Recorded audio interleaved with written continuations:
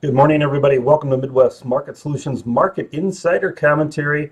It's Tuesday, November the 29th. Thanks for joining us here. We've seen something overnight we have not seen for over 2 weeks, and that is lower soybean prices. In fact, sharply lower prices here as we ended about 13 to 14 cents lower in the soybeans. We're having a pretty significant technical setback, profit-taking setback, and as we've been mentioning for weeks here, that the rally has been built on speculative buying technicals without fundamental support, and those rallies never last. So we are seeing a market here pull back, and this pullback could be fairly significant all the way into mid-December when we get into the next supply and demand report numbers. Now, those numbers I don't expect will be overly bullish. Probably not a lot of surprises in this report. We'll save those until the January report.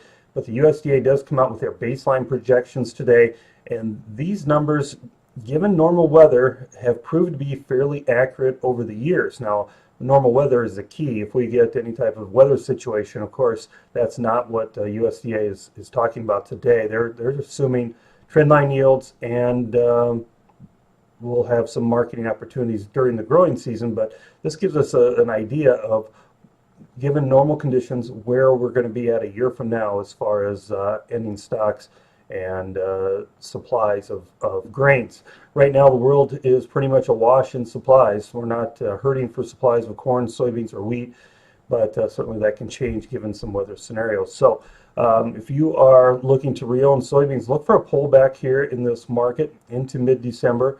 Maybe there's an opportunity at that point. We may get some weather issues out of South America. Right now, forecasts look pretty good. Wheat, December wheat has fallen to contract lows overnight. We're seeing quite a bit of selling, despite the fact that Egypt is tendering for wheat.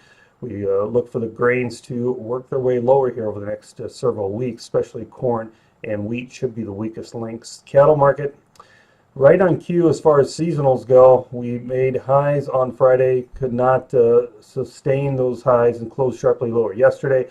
Show lists are a little bit bigger this week, and part of that is due to the Fed Cattle Exchange having a few more registered head than what it's had previous weeks. So I think this week is the week where we see lower cash trade. So if you're selling cattle, probably early week sales are going to be the best sales rather than late week, which has been the case the last 2 or 3 weeks. And from a spec standpoint, we're short wheat, we're short corn, and we're trying to bear spread the cattle market. We've got a few energy spreads as well. In fact, there's a lot of spreads that have worked 15 out of the last 15 years that we are in